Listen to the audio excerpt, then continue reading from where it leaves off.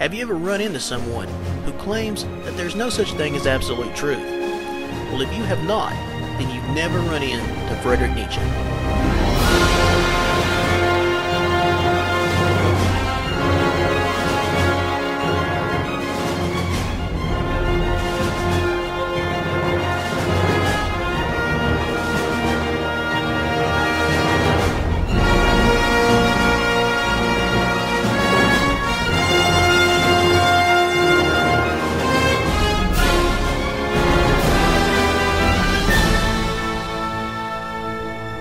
Hey, let me just give you a big Northeast Tennessee welcome, and thank you for watching the Monte Collier Report. If you'd like to get a copy of my free theological journal, then send me an email to the email address that you see at the beginning of this video, and I'll send one out to you free of charge.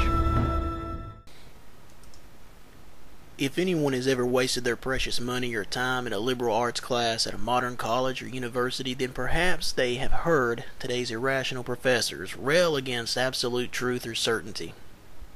The teaching of evolution, pragmatism, skepticism, and irrationalism permeates the foolish minds of modern academia, and such absurdities also permeate the writings of Friedrich Nietzsche.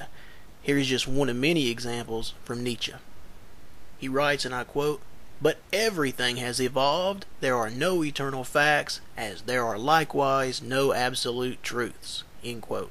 Human, All Too Human, Part 1, First Division, Section 2, page 16. The above sentence from Nietzsche is absurd. One must be blind to the fundamental laws of logic in order to adhere to such irrationalism. Like every attack against logic, truth, and certainty, the above remark from Nietzsche must simultaneously rely upon the very things it attacks, and this reliance proves to be self-refuting.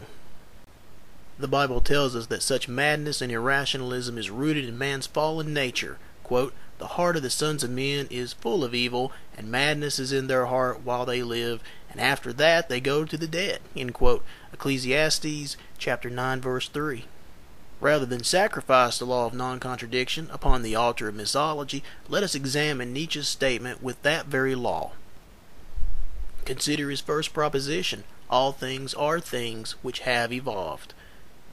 The proposition is self-contradicting, for Nietzsche's proposition must itself have remained unchanged in order for it to be true, but then there would be at least one thing which has never evolved. Consider Nietzsche's next proposition: there are no eternal facts. How can he know this? Has Nietzsche studied every possible fact to see if they are eternal? No, the answer is no. He cannot possibly complete the inductive study, and therefore any attempt to draw a conclusion results in the fallacy of induction. Nietzsche is simply assuming what he needs to prove.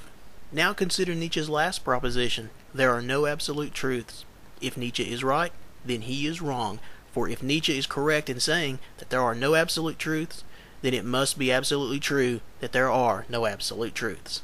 You can't have your philosophical cake and eat it too. If propagators of irrationalism are correct, if men like Friedrich Nietzsche, Richard Dawkins, Soren Kierkegaard, and Cornelius Van Til are correct, then knowledge is impossible. Let me end with a quote from the Calvinist John W. Robbins. In his classic essay, The Crisis of Our Time, we read the following, and I quote, "What does this have to do with Christianity? Simply this: if man can know nothing truly, man can truly know nothing. We cannot know that the Bible is the Word of God, that Christ died for sin, or that Christ is alive today at the hand of the Father. Unless knowledge is possible, Christianity is nonsensical, for it claims to be knowledge. What is at stake in the 20th century is not simply a single doctrine, such as the virgin birth or the existence of hell, as important as those doctrines may be, but the whole of Christianity itself. If knowledge is not possible to man, it is worse than silly to argue points of doctrine. It is insane." Taken from Gordon H. Clark's book titled The Trinity, The Crisis of Our Time, page 160.